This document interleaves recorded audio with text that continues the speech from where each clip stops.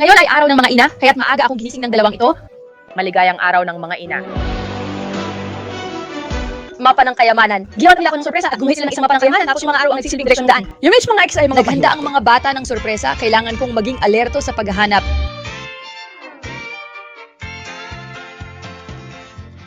Narito ang isang maliit na sobre. Ang unang pahiwatig ay isang kahon.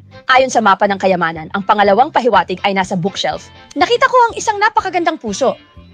Ang pangalawang pahiwatig ay medyo mas maliit sa palad.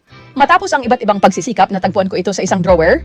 Kahapon ay sinara ng kapatid ko ang sarili niya sa kwarto para bigyan ako ng sorpresa ngayon. Ang card ay paborito kong kulay pink at purple. Ano ang ibig sabihin ng MKY?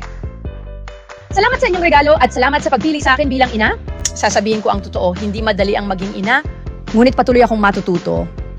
Sisikapin kong maging isang mabuting ina. Oo, tama. Naghanda rin ang batang ito ng regalo. Ano ang ibig sabihin nito?